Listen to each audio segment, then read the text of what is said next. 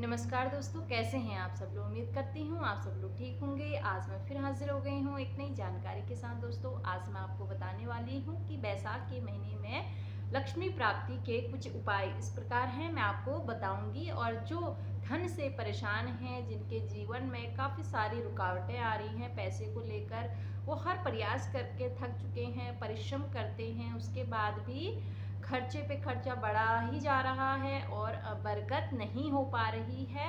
तो किन कारणों से बरकत में हमारी रुकावट आ रही है और क्या ऐसा करें जिससे घर में लक्ष्मी का आगमन हो। तो ये बैसाख का महीना है दोस्तों। इस बैसाख के महीने में अगर हम कोई भी उपाय करते हैं तो उससे तुरंत फल मिलता है।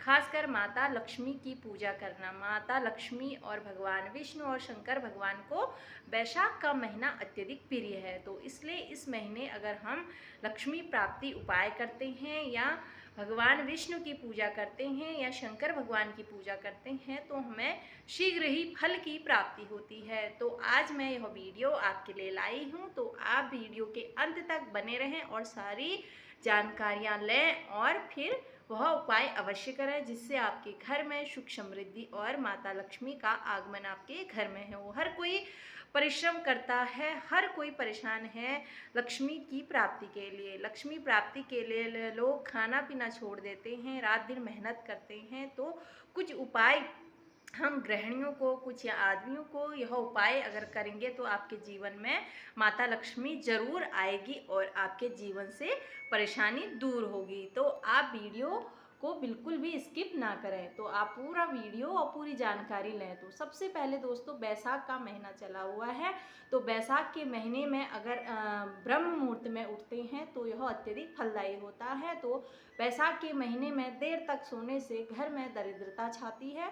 देर तक अगर हम सोते हैं बैसाख के महीने में, क्योंकि भगवान भ्रमण करते हैं धरती पर बैसाख के महीने में, और बैसाख के महीने में हर शुभ कार्य होता है। और हम बैसाख के महीने में सोए रहते हैं, लेट तक उठते हैं, तो जीवन में परेशानी तो आनी है। इसलिए हमें बैसाख के महीने में तुरंत जल्दी उठना है। ब्रह्म मुहूर्त में उठकर अपनी देली में जल का छिड़काव अवश्य करें और घर में साफ सफाई रखें, क्योंकि साफ सफाई में ही माता लक्ष्मी का आगमन होता है। तो सबसे पहले घर को साफ और स्वच्छ रखें जिससे माता लक्ष्मी आपके घर में खींची चली आए। दूसरा, अपने घर में तुलसी का पौधा होना बहुत ज़रूरी है। अगर आपके घर में तुलसी का पौधा है तो लक्ष्मी प्राप्ति का यह एक उपाय है बड़ा। आपको यह तुलसी पूजा बताती हूँ मैं। तुलसी पर आप बैसाख के महीने डेली जल चढ़ाएं। बृहस्पतिवार को दूध डालकर जल आप चढ़ा सकते हैं। अगर दूध डालकर जल चढ़ाते हैं तो माता लक्ष्मी प्रसन्न होती हैं। साथ ही साथ अगर उसके 7 पत्ते या 5 पत्ते अगर भगवान विष्णु को अर्पित करते हैं बैसाख के महीने में तो लक्ष्मी प्रसन्न होती है। उससे क्या होता है, घर में लक्ष्मी का आगमन होता है। तो यह एक कारण है। तो आप यह करिए, भगवान विष्णु को तुलसी के पत्ते अवश्य चढ़ाएं। भगवान अगर लड्डू गोपाल हैं तो लड्डू गोपाल को तुलसी के पत्ते जरूर समर्पित करें। बैसाख के महीने में अगर हम भगवान विष्णु को या लड्डू गोपाल को तुलसी की 108 माला या 11 पत्तों की माला चढ़ाते हैं तो उससे देवी माँ लक्ष्मी अत्यधिक प्रसन्न होती हैं और हमारे घर में उनका आगमन होता है। तो दोस्तों, दूसरा और बताती हूँ कि आपको क्या करना है। शुक्रवार के दिन पीपल के पेड़ की परिक्रमा अगर आप करते हैं डेली, बैसाख के महीने पीपल के पेड़ में जल चढ़ाने से और पीपल की पेड़ की परिक्रमा करने से और एक घी का दीपक जलाने से माता लक्ष्मी अत्यधिक प्रसन्न होती हैं। तो अगर आप बैसाख के महीने पीपल के पेड़ में जल डालते हैं और एक घी का दीपक जलाते हैं डेली तो आपके घर में लक्ष्मी तो आना ही आनी है।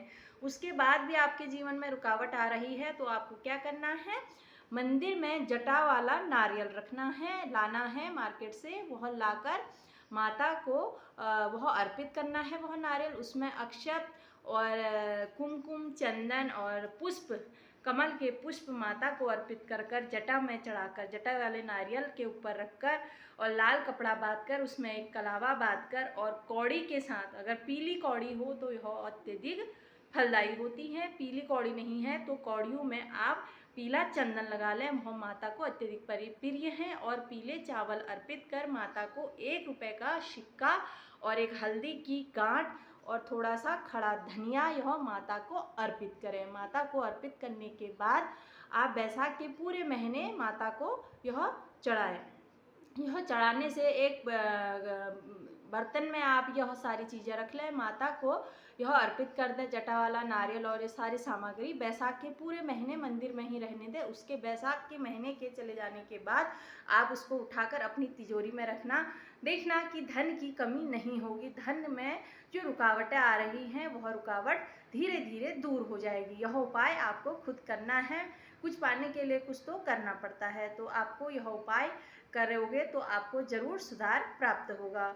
तो आप यह उपाय कर सकते हैं। और बैसाख के महीने आंवले के पेड़ पर अगर दिया लगाते हो तो भगवान विष्णु, क्योंकि भगवान विष्णु को आंवले का वो बहुत प्रिय है, तो माता लक्ष्मी एक बार भ्रमण कर रही थी, तो माता लक्ष्मी के दिमाग में यह आया कि मैं भगवान विष्णु और शंकर भगवान की पूजा एक साथ कैसे करूं। तो देवी माता लक्ष्मी ने आंवले की पेड़ की पूजा करी, जिसमें भगवान शंकर और भगवान विष्णु का वास होता है, और वो उसी पेड़ के नीचे माता ने खाना बनाया और भक्तों को परोसा। तो उससे क्या होती है, माता लक्ष्मी प्रसन्न होती है और शंकर भगवान और विष्णु भगवान अति प्रसन्न हुए। और भगवान ने कहा जो भी श्रद्धापूर्वक बैसाख के महीने या कार्तिक के महीने या माघ के महीने जो भी प्रेम पूर्वक दिया लगाएगा तो उसके घर में वैभव की कमी नहीं होगी। तो इसलिए आप शुक्रवार के दिन या बृहस्पतिवार के दिन आंवले के पेड़ में दिया अवश्य लगाएं और केले के पेड़ में दिया अवश्य लगाएं। बैसाख का महीना बहुत ही शुभ माना जाता है। इसमें अगर भगवान विष्णु की पूजा करी जाती है माता लक्ष्मी के साथ, तो उनके घर में किसी चीज़ की कमी नहीं होती, वैभव की कमी नहीं होती और सुख संतान की कमी नहीं होती है। तो आप अगर संतान नहीं हो पा रही है तो बैसाख के महीने शंकर भगवान को आपको दूध अर्पित करना है। दूध अर्पित करने से संतान की प्राप्ति होती है। और एक बेलपत्र में शहद लगाते हुए और चंदन से ओम बनाते हुए शंकर भगवान के शिवलिंग पर चिपकाने से अपनी मनोकामना करते हुए तो वह मनोकामना पूरी हो जाती है। 3 महीने के अंदर वह मनोकामना पूर्ण हो जाती है। बैसाख के महीने अगर यह उपाय करते हैं तो बैसाख के महीने हमें दान पुण्य ज़्यादा से ज़्यादा करना है। बैसाख के महीने में कपड़ों का दान, गुड़ का दान करना अत्यधिक और सत्तू का दान करना अत्यधिक फलदायी माना जाता है। तो आप अगर सत्तू का दान करते हैं, गुड़ का दान करते हैं, तो हमारे घर में अगर पितृदोष है यह दोष भी समाप्त हो जाता है। क्योंकि जिस घर में पितृदोष होता है वहाँ काफ़ी सारी समस्याएं आती हैं, एक के बाद एक समस्याएं आती हैं और समस्याएं खत्म होने का नाम नहीं लेती हैं। तो इस बैसाख के महीने अपने पितरों को पीपल के पेड़ में आप कुछ बना के भी रख सकते हैं और चींटियों को दाना अवश्य दें और चिड़िया के लिए पानी निकालें और कुत्ते को देने से भी हमारे घर की सारी परेशानियां दूर होती है। और बैसाख के महीने काले कुत्ते को रोटी देना अत्यधिक फलदायी माना जाता है और हमारी शनि ढैया जो भी परेशानी है बहुत दूर होती है। और जिसके सारे ग्रहों से परेशान है उसको क्या करना है, बैसाख के महीने शंकर भगवान को शनिवार के दिन सरसों का तेल शिवलिंग पर अर्पित करना है और चंदन त्रिकुंड बनाते हुए और त्रिकुंड में सरसों के तेल का एक टीका लगाते हुए यह कामना करनी है कि हम ग्रहों से परेशान हैं, ग्रह दोष हमें लगे हुए हैं, इन ग्रह दोषों को दूर करना।